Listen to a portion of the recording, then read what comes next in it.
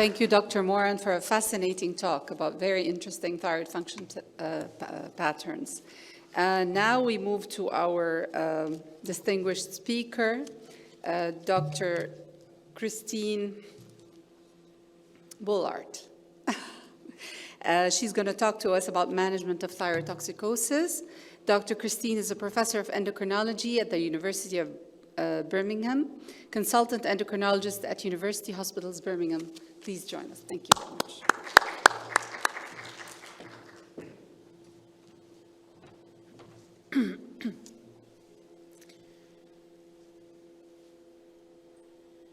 Thank you. Thank you to the organizing committee for asking me to speak here and welcoming me to your beautiful country, where the weather is definitely far better than in England, I can tell you. Right, I've been asked to talk about management of thyrotoxicosis, and I have a couple of cases in this presentation where hopefully we can have a bit of audience participation, but otherwise I will just give you time to think about them. These are my declarations. So I will, as an overview, I will talk about the presentation of thyrotoxicosis and how we distinguish thyrotoxicosis from hyperthyroidism, because that is crucial. I'll then move on to discuss the treatment options for hyperthyroidism in more detail, particularly anti-thyroid drugs, radioactive iodine administration and surgery, with one slide on potential novel treatment options, a few slides on the prognosis and long-term complications, and then just end on management of thyroid storm. So if we delve into the first case immediately, this is a 49-year-old female who presents with a 6-month history of typical symptoms of thyrotoxicosis. She has a past medical history of hypertension and a family history of cardiovascular disease in her sister. She has a small diffuse goiter, is tachycardic, has a tremor, her palms are moist, and she has bilateral lid retraction as indicated on the picture. I have some thyroid function tests there. I don't know which units you use, but the normal ranges are given on the right-hand side. So she has an undetectable serum TSH with raised free T3 and free T4 concentrations. And so the question is, what is the most appropriate next investigation? Do we request a TPO antibody measurement, a thyroid ultrasound, a technetium or radioiodine scan, TSH receptor antibody measurement, or do we refer her to an ophthalmologist? So I don't know if we can do audience participation. If not, then I will just let you think. Do I need to do anything? Oh, right, okay. I presume people may not have logged it in.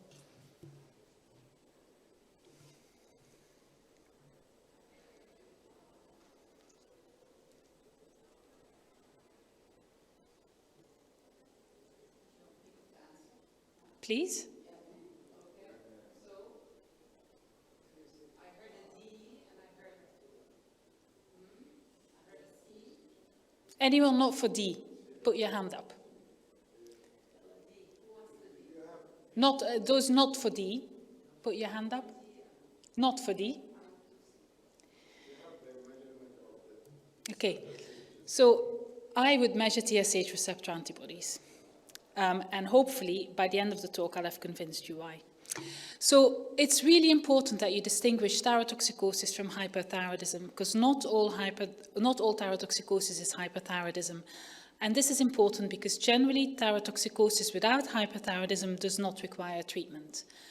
So certainly in the United Kingdom and across the world, the most common reason for having hyperthyroidism is Graves' disease, which, as we all know, is an autoimmune disorder caused by long-acting stimulating TSH receptor antibodies.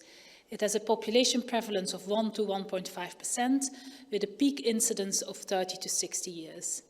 It's the most common etiology in iodine-replete areas, and in iodine-deficient areas, you may have a sort of relative increase in the cases of toxic nodular disease. 80% of this is determined by genetic factors and 20% are environmental factors, and those implicated include viral infections, smoking, reproductive hormones clearly play a role, and just anecdotally, and I think emerging in the literature, with COVID-19 we are seeing more Graves' disease, so it's very clear that viral infections do play a role here.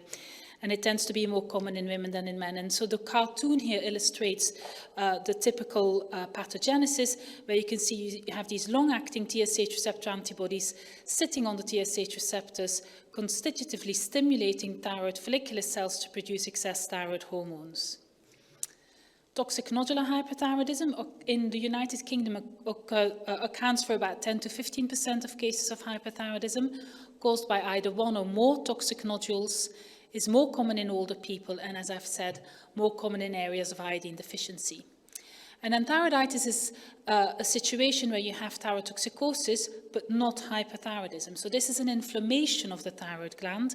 The thyroid gland is diseased, will leak thyroid hormones into the circulation. Generally, you have an overactive phase, then an underactive phase, and then often it settles. It occurs in about 10% of pregnancy, so we will all see this, and that generally then gives rise to a painless thyroiditis. I'm not going to dwell on the clinical presentation. We have thyroid receptors in virtually every organ in our body, and therefore presentation can be widely varied. However, it's usually the cardiovascular and gastrointestinal symptoms and signs that predominate. So patients present with palpitation, and what we obviously fear is that they may develop cardiac arrhythmias, but symptoms can be very varied, as are listed here. And then in patients with Graves' disease, you can get a number of extrathyroidal manifestations, and these are caused by the TSH receptor antibodies attaching to soft tissues that also have TSH receptors. So often soft tissues around the eyes or in the skin. So you can see here a patient, so Graves' ophthalmopathy or patient with pretibial myxedema, and you can get destruction of the terminal phalanges in the fingers, resulting in thyroid acropathy. So what all guidelines recommend is that you differentiate thyrotoxicosis with and without hyperthyroidism, which is why I think in the case we had, the best way to do that is measuring TSH receptor antibodies, because we now have good assays that are very reliable and that will be positive in about 95% of patients with Graves' disease. It's easier than doing a technetium scan, but obviously that is a further possibility, and these are the typical patterns that we may see. So this is Graves' disease. This is toxic nodular hyperthyroidism, where you can see increased uptake in the toxic nodules with suppression of uptake in the rest of the thyroid gland. And then this is thyroiditis, where there is no uptake in the thyroid gland because this thyroid gland is diseased and can no longer take up the radioisotope. So in Europe and the US, there is much more ultrasound done. In the UK, this is not routinely done, and actually NICE guidelines recommend against routine ultrasound scanning of patients with Graves' disease, but you could also measure thyroidal flow on ultrasound. However, I often find that this does not really distinguish that well between Graves' disease and other forms of thyroiditis. So I think, I tell my registrars, please don't keep ultrasounding all these people. You find a nodule, and then what do you do with it? Again, these are the European guidelines, and again, in Europe, it's a different healthcare system than the one I work in the UK, where ultrasound is recommended, but the mainstay again here would be that you measure TSH receptor antibodies in order to try and diagnose Graves' hyperthyroidism. So the treatment options for Graves' disease really haven't changed that much over the last 70, 80 years. We have anti-thyroid drugs, we have radioiodine. I hope there's not too many surgeons in the audience here, but we also have surgery. Advantages in green, disadvantages in red. So anti-thyroid drugs are non-invasive and cheap and can be given as an outpatient, but they require the patient taking them. However, the long-term cure rates are low, and they may have significant side effects, and I will come back to this. Radioiodine is a very effective cure, can be given as an outpatient, but obviously the patient has to adhere to radiation protection guidance and may develop permanent hypothyroidism. And it's generally a slower cure than surgery, which is more invasive, but a guaranteed cure of hyperthyroidism. And so all guidelines recommend that you discuss all these treatment options with the patients right from the word go. So all patients coming to my clinic will have a full discussion of all 3 treatment options with risks and benefits. And then depending on what the patient wants, what their situation is, and to some extent physician preference, and of course what's available in your centre, you may choose one or the other option. Beta blockers are very good at controlling thyrotoxicosis. So if a patient is very symptomatic, you can get very good symptomatic control with beta blockers.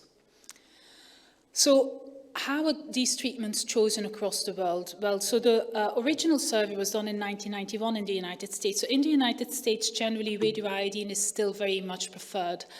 I'm probably an anomaly in Europe. I really like radioiodine. I have led the NICE guidelines, which are the first guidelines to recommend that radioiodine is given as a first-line treatment for most patients. If you look across the world, the difference between the 1991 and 2011 survey, you can still see that there is still a preference for giving radioiodine as a first treatment, whereas in Europe and in Asia, this is much less the case. However, there was, if anything, a little bit less preference for radioiodine comparing 91 to 2011 in the United States. You can see in the Middle East, about a third of physicians would give radioiodine as a first-line treatment. If you give anti-thyroid drugs, you can use a block replace or a titration regimen. A number of systematic reviews have been done. They show no difference for relapse. However, patients who continue on high-dose drugs in a block replace regime may withdraw because they may have more side effects. It would be really good if we had a number of predictors that tell us which are the patients that are going to respond to anti-thyroid drugs. Unfortunately, we don't have good predictors, but we do know that men, when they get Graves' disease or hyperthyroidism, it's much more difficult to cure them if they have a large goiter, if they have severe disease and very raised levels of TSH receptor antibodies. So those are patients where virtually at the outset I say, look, you're not going to be cured with anti-thyroid drugs. We really have to do something else. So I like a titration regime because that's how I've been trained by my mentors. In COVID-19, a block replace regimen is actually very useful. Patients have less access to blood tests, less access to physicians, and this may keep patients stable for a longer period of time, and they require fewer blood tests. Again, in patients who have significant eye disease, this may be a better option than a titration regime. And so the European guidance which I wrote for COVID-19, this is a graph taken of algorithm taken from that. So anti-thyroid drugs have side effects. About 5% have minor side effects, rash, feeling a bit sick. However, it's the major side effects that we fear. So everyone will be warned about agranulocytosis, and this is similar for carbimazole and propylthiouracil. Carbimazole has teratogenic effects. I will come back to that tomorrow when I talk to you about pregnancy and thyroid disease. And recently there's been an MHRA warning regarding pancreatitis with carbimazole. Propylthiouracil, as we all know, has been linked to liver failure and therefore has received some bad press. So what about agranulocytosis? Well, it's really important, again, that we define agranulocytosis. I get a lot of phone calls, messages from GPs who say, oh, the patient's neutrophil count has gone from 2 to 1.8. That is not agranulocytosis, okay? Continue anti-thyroid drugs. Agranulocytosis is a granulocyte count less than 0.5. Usually occurs in the first 3 months of treatment. We don't know if this is a direct toxic effect or an immune targeting of the granulocyte lineage, but there is clear evidence that this is dose dependent. So this study here from Japan, showing patients who took 15 milligrams of metimazole versus 30 milligrams of metimazole, indicating that those who took the higher dose were much more likely to get neutropenia or agranulocytosis. So always use the lowest possible dose if you can. Hepatotoxicity, so this was the landmark study that identified this in children. So this is a sort of side effect scoring. I can't remember exactly what this stands for, but essentially what it showed that in patients, in children receiving propylthiouracil, there was a significant risk of them ending up with liver transplantation, which was not there with metimazole. You can get you get liver function abnormalities often by thyrotoxicosis itself. With PTU, it's a hepatitic picture. With metimazole, it tends to be a more cholestatic picture if it's a drug-induced side effects. Between 1990 and 2007, there were 1 to 3 liver transplants in the US associated with PTU. More recently, Taiwan and China have found that actually there was not much difference between carbimazole and PTU, but certainly in children this is contraindicated. I don't use it first line except in the setting of pregnancy or pre-pregnancy, and again, I'll come back to that. There is no evidence that continuously checking liver function test helps, but I check it at baseline, because if it becomes abnormal afterwards, then at least I know what it was at baseline. Pancreatitis, this is from the Danish database, which found an increased risk of pancreatitis, published in Lancet Diabetes Endocrinology in 2020, with an increased risk of acute pancreatitis in methimazole. You can see the odds ratio here, which was not present with propylthiouracil. Again, in Taiwan, when they looked at their national database, there was no association found there. But these data from the Danish database have led to an MHRA warning in the UK. And I certainly have had a number of colleagues contacting me saying, I have a patient with a previous history of pancreatitis. That might be a case where I actually use PTU rather than methimazole. I'm not talking about teratogenic effects, because again, I'll come back to that tomorrow. How long do we continue? Well, so I measure TSH receptor antibodies at the start, and then before I'm going to stop anti-thyroid drugs. So the best evidence is that you continue for about 18 months. Doing it shorter probably is not long enough. Doing it longer, there's no evidence that that results in better outcomes. And I then remeasure TSH receptor antibodies. So these data, so this is again from Denmark, and these data from Italy, showing that if TSH receptor antibodies come down, and are low at the time you stop anti-thyroid drugs, the risk of relapse is about 30%.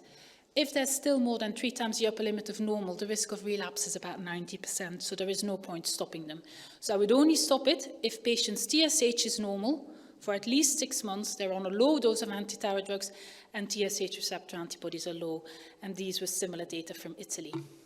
And again, the European guidelines do something similar.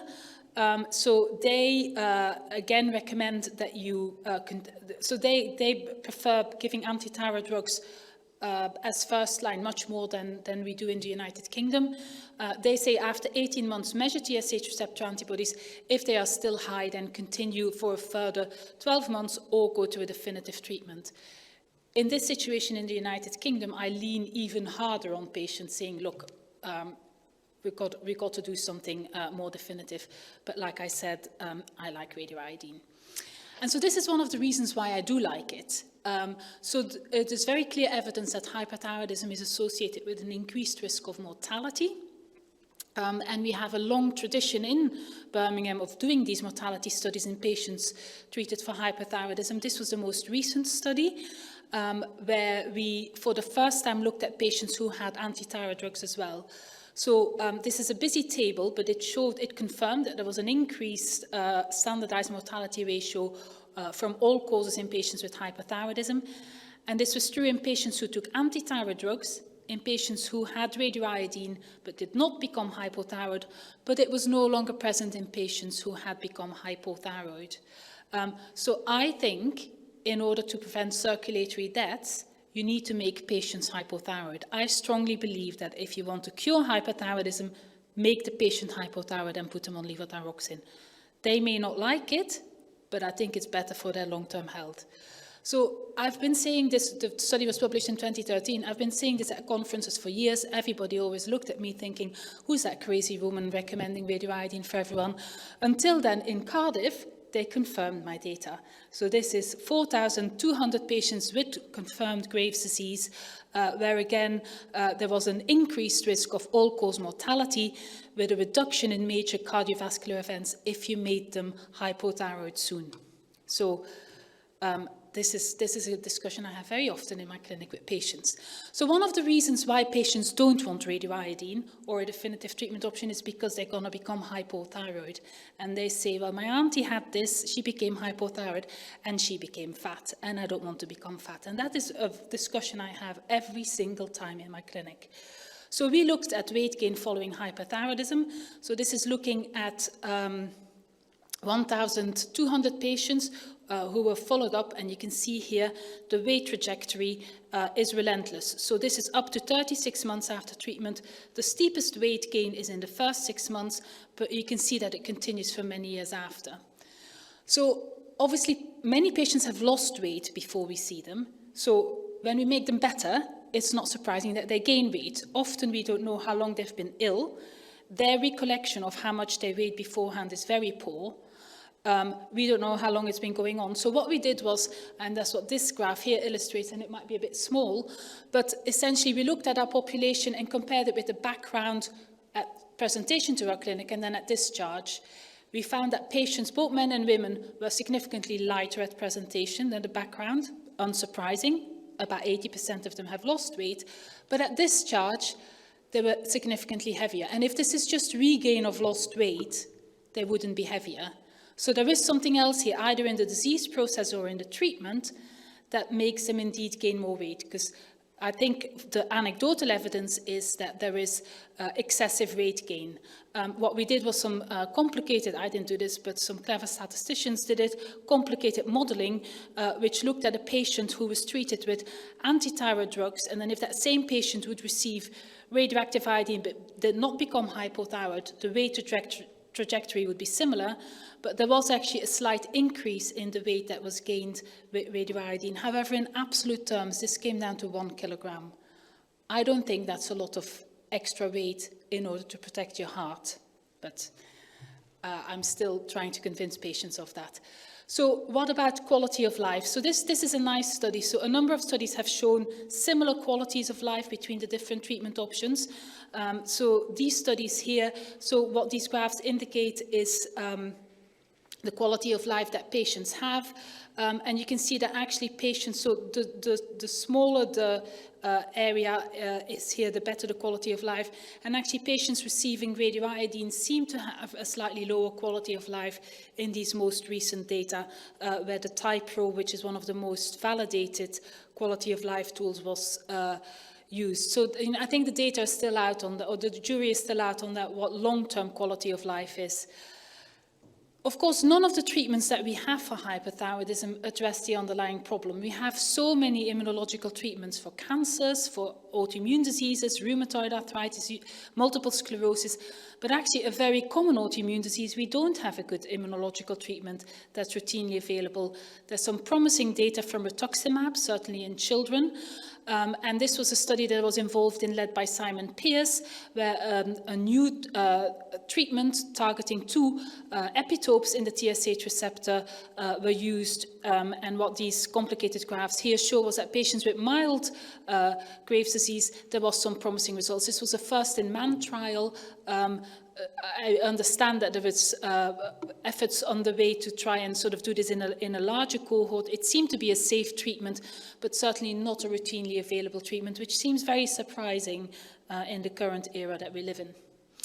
So I'll just end with a final case, so just have a few slides on this. So this is a 45-year-old lady, this is a real case actually, who presented acutely unwell with palpitation, lethargy, shortness of breath and ankle edema. She was diagnosed with Graves' disease 3 years before, started on metimazole, but had stopped attending our clinics. And lo and behold, she stopped anti-thyroid drugs as she was getting fat. She's in atrial fibrillation, pyrexial with a low blood pressure, and a very severely compromised heart with an ejection fraction of 15%. You can see her thyroid function test here, indicating hyperthyroidism, but actually not as severe as one might expect. And so the question here is, what is the most, so this is a patient in thyroid storm. What is the most appropriate management? Do we give her high-dose propylthiouracil, high-dose carbimazole, give her amiodarone, diltiazem, or do we recommend an emergency thyroidectomy? Anyone not for the first one? Okay, I agree. So the reason to give propylthiouracil in this situation is because it also stops the conversion of T4 to T3. So this is treated with high-dose anti-thyroid drugs, with hydrocortisone, with potassium iodide. So within a week, I had this patient's thyroid function controlled, and it was amazing. Her ejection fraction, I mean, I know nothing about cardiac echoes, but this happened on New Year's night, actually. I remember going into the hospital to see her in ITU in the middle of the night. Her heart was barely pumping, and the cardiologist saying, see, can you see it? I'm like, yeah, even I can see it, it's not pumping. Within a week, her cardiac function returned. She was put on ECMO. She infarcted part of her bowel, part of her liver, part of her brain, because of hypotension, but within a week, her heart was pumping normally. By getting it under control with anti-thyroid drugs, potassium iodide, and steroids. So this is thyroid storm. So these are the Thyrotoxicosis criteria for diagnosing thyroid storm. You know, these slides will be available, but this lady certainly scored greater than 45. Importantly here, it's not, so often these patients actually don't have such highly elevated free T4 concentrations. It's not the patients with a free T4 that's greater than 100 that have this. Often it's actually disproportionately low to what we may expect. Like I said, we manage it with anti-thyroid drugs, beta blockers, potassium iodide and hydrocortisone, as we very successfully did in this patient. So I hope I've convinced you it's really important that you define the underlying diagnosis of hyperthyroidism. Most patients somehow will receive some anti-thyroid drugs, either in the medium or the short, or in slightly longer term. Anti-thyroid drugs are not without side effects. Remember that. And they, you know, I have seen agranulocytosis occur in someone who's been on it for 10 years. Ablative therapy is required in many patients, but is associated with a risk of hypothyroidism. I hope I've convinced you that radioiodine is actually really good for people. Hyperthyroidism per se impacts quality of life. So that graph I showed you, patients with hyperthyroidism have poorer quality of life than those without. Treatment of hyperthyroidism per se, whatever the modality is you use, is associated with weight gain. And then I've just talked very briefly on management of thyroid storm. Thank you very much.